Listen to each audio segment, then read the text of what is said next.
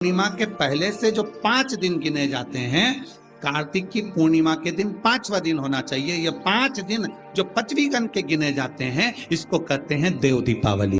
अशांति जब भीतर बार बार आ रही है, अशांति जब भीतर बार बार प्रवेश कर रही है, चाहे संतान से हो, स्वास्थ्य से हो, संपत्ति से हो, संबंध से हो, संसार से हो, 5 जगह से जब अशांति प्रवेश कर रही हो, तो क्या करना है कि ये 5 जो अशांति आने के केंद्र हैं, जहां से हमें अशांति मिल रही है, देव दीपावली के समय पर इसको साधने का प्रयास करें।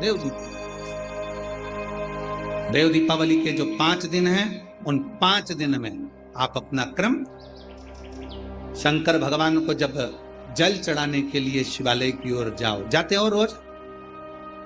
सब लोग जाते हो? हर हर 5 दिन जो देव दीपावली के होते हैं, उन 5 दिन में शंकर भगवान को जब जल चढ़ाने के लिए जाओ, तो एक नियम ले लो कि 5 दिन में शंकर भगवान को जब जल चढ़ाने के लिए जाऊंगी, तो शिव जी को जल चढ़ाने के लिए लेकर जाऊंगी, उससे पहले मैं आंवले के वृक्ष के नीचे थोड़ा सा जल छोड़कर, बेलपत्री के वृक्ष के नीचे थोड़ा सा जल छोड़कर, पीपल के वृक्ष के नीचे थोड़ा सा जल छोड़कर, उसके बाद अशोक सुंदरी वाली जगह, अशोक सुंदरी की जगह सब जानते हो, अशोक सुंदरी वाली जगह पर जल छोड़कर, फिर गौरा पीठिका, पार्वती जी का हस्त कमल, उस पर जल छोड़कर, फिर भगवान शंकर के ऊपर मैं जल समर्पित करूंगी। जल चढ़ाने का मुख मेरा उत्तर का होगा, अर्थात आप दक्षिण में खड़े होगे, जल चढ़ाओगे तो उत्तर में बहकर जाएगा। 5 दिन अगर आपने ये 5 दिन का नियम धारण कर लिया शंकर को जल चढ़ाने का, तो ये निश्चित है 5 स्थान से जो हमें अशांति मिलती है, मन में पूरे वर्ष शांति बनी रहेगी, कभी क्लेश नहीं। संपत्ति से अशांति मतलब लक्ष्मी नहीं आ रही है, टेंशन बना हुआ है, कोई पैसा खाकर भग गया, कोई कुछ लेकर भग गया, कोई कुछ कर भग गया, उस शांति के लिए भी हमें आंवले का वृक्ष, बेलपत्र का वृक्ष, पीपल का वृक्ष, अशोक सुंदरी का स्थान, माता पार्वती जी की पीठिका अर्थात हस्तकमल, और फिर दक्षिण में खड़े होकर शंकर के शिवलिंग को जल चढ़ाना, उत्तर की ओर जल बहकर जाना, भगवान शंकर से अपने मन की कामना करना। 5 दिन कार्तिक के महीने में 5वीं गण में जो हम शंकर को जल चढ़ाते हैं, ये हमें भगवान शंकर की ऐसी कृपा होती है कि हमारे शिव की पंचायत के 5 देव हमारे 5 जगह से आने वाली अशांति को रोक देते हैं और हमें शांति प्रदान करते हैं, सुख प्रदान करते हैं। 5वीं गण के 5 दिन, शिव पंचायत के 5 देव हमारे 5 जगह से आने वाली अशांति को रोकने का प्रयास कर, रोकने का प्रयास, सुख का अनुभव करा दो। 4 जगह की अशांति को आने से आप रोक सकते हो।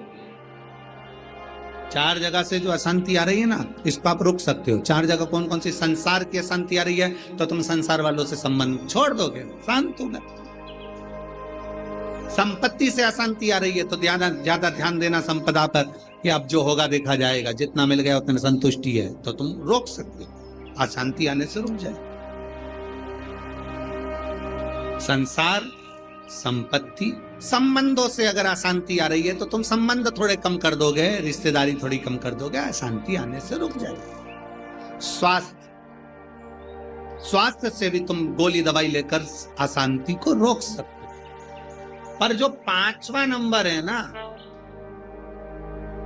संतान, इसको तुम कभी जिंदगी में नहीं रोक सकते। इसकी ओर से तो तुमको धीरे धीरे अशांति आती ही रहेगी।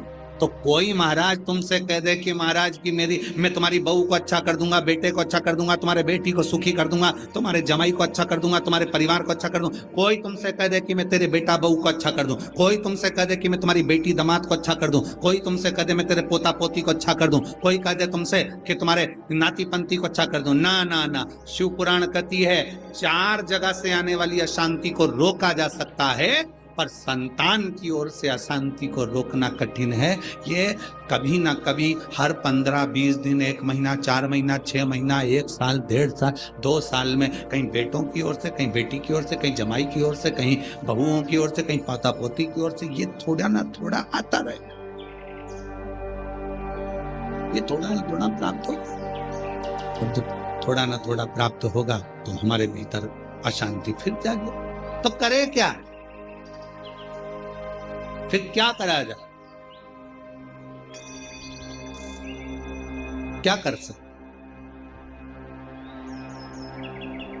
शिव महापुराण की कथा कहती है फिर एक चीज करिए, 5 दिन कार्तिक के महीने में 5वीं गण में जो हम शंकर को जल चढ़ाते हैं, ये हमें भगवान शंकर की ऐसी कृपा होती है कि हमारे शिव की पंचायत के 5 देव हमारे 5 जगह से आने वाली अशांति को रोक देते हैं और हमें शांति प्रदान करते हैं, सुख प्रदान करते हैं।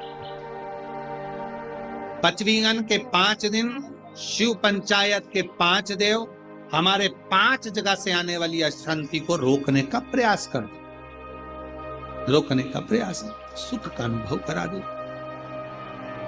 सूखी हुई तुलसा को घिसकर, तुलसी आपको पहले भी बताया, हरी चंदन, एक चंदन ऐसा होता है कि कार्तिक महीने में भगवान को लगाया जाता है, जिससे भगवान जीते जी एक बार मनुष्य से मिलते हैं, गले लगा हरी चंदन। और वो चंदन बाजार में नहीं, भले लोग हरी चंदन नाम रख देंगे, पर वो चंदन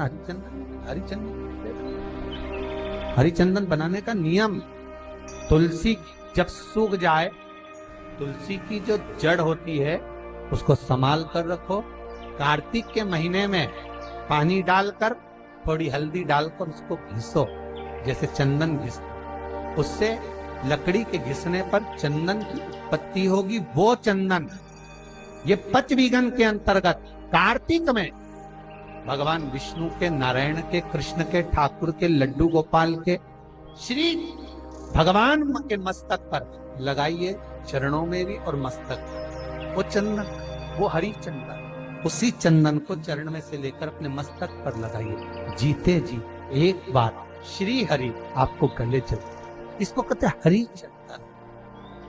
और कार्तिक महीने में किया गया दान, ये जो लाभ पाचम से लेकर पूर्णिमा तक अगर आपने एक गाय को रोटी दी है, अन्न का दान, वस्त्र का दान, मुद्रा का दान, स्वर्ण का, आदि आदि जितने भी दान आपने करे, आंवले के पेड़ के नीचे तिलक करना, पूजन करना, छठ की पूजन करना, सारी पूजन तो कार्तिक के महीने में आती, ढेर। अगर एक अन्न का दाना भी दान कराया, एक ब्राह्मण को भोजन भी कराया है, गौ माता के लिए अगर एक निमित्त मात्र भी दिया है, किसी जगह अगर आपने किसी जलाशय को, कुंड को कहीं पानी भी पिलवाया है, कहीं बनवाया है, तो उसका जो पुण्य है वो आपके खाते में लुटेगा, वो छिन्न नहीं। ये होटल डिसेंट है, ऐसी लोकेशन पे। वैसे यहाँ रहने के लिए पैसे लगते हैं या फ्री का है? क्योंकि चिल्लर नहीं है मेरे पास। ओ बीबो, बीबो आई बीबो। Great hotels at great locations with flat 25% off.